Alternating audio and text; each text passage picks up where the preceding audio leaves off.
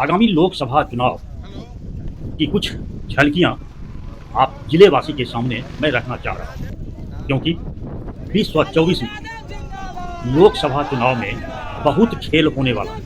क्योंकि इस खेल में यानी लोकसभा चुनाव के खेल बिगाड़ने वाले राजनीतिक दलों की अहमियत कुछ कम होते दिख रहे हैं।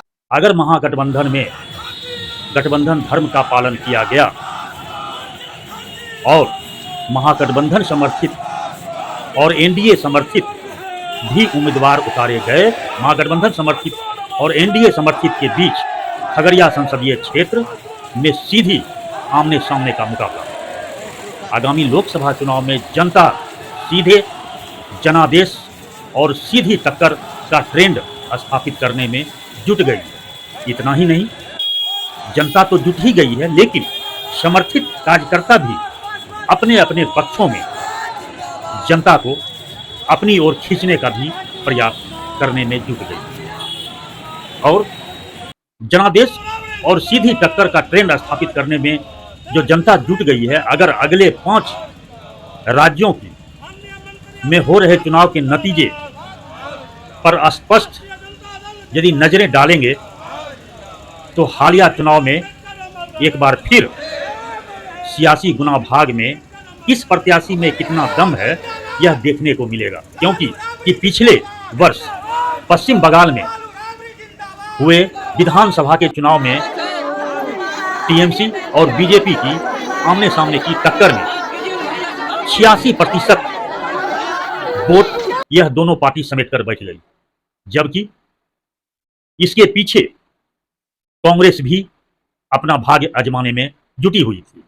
वहीं कर्नाटक में की बात अगर की जाए तो कांग्रेस और बीजेपी के बीच सीधी टक्कर हुई, जिसमें 80% वोट का बंटवारा हुआ, जबकि मैदान में जेडीएस समेत कई दल मैदान में अपना अपना ताल ठोक रहे थे। वहीं हिमाचल प्रदेश की अगर बात की जाए तो कांग्रेस और बीजेपी के बीच 87% वोट बटे, जबकि वहां आप और बीएसपी समेत कई दल मैदान में अपना अपना प्रत्याशी को उतारकर ताल ठोकने में जुटे रहे।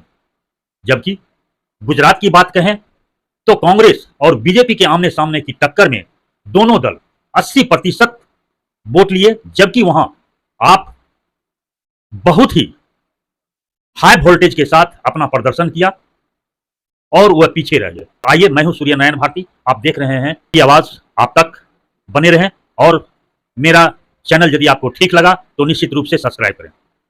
आप देख सकते हैं कि एक तरफ राष्ट्रीय जनता दल के जिला अध्यक्ष मनोहर कुमार यादव अपने समर्थित कार्यकर्ताओं के साथ अपने उम्मीदवारों को जिताने के लिए रात दिन एक किए हुए हैं, तो दूसरी तरफ एनडीए गठबंधन के लोजपा रामविलास पार्टी के जिला अध्यक्ष शिवराज यादव भी कुछ कम नहीं हैं। वे भी अपने कार्यकर्ताओं के साथ गली गली गांव गांव जाकर अपने एनडीए के कार्यों को विस्तार से बताने का काम कर रहे हैं और अपने अपने पार्टियों के उम्मीदवारों को जिताने का भरसक प्रयास कर रहे हैं।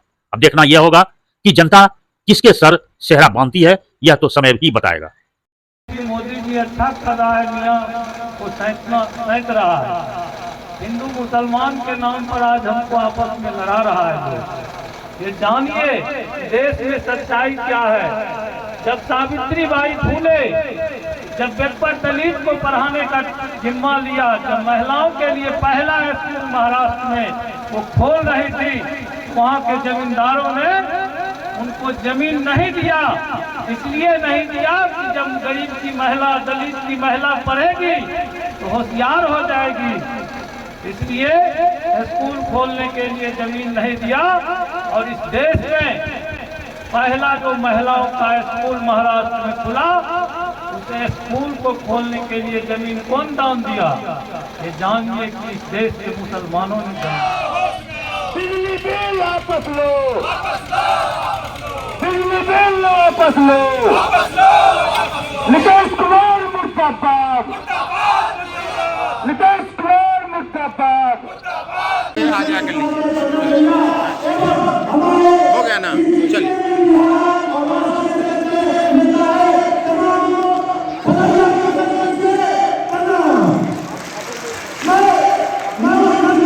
आप आगे लीजिए ना, फ्रंट से आएगा बढ़िया। अरे वो आगे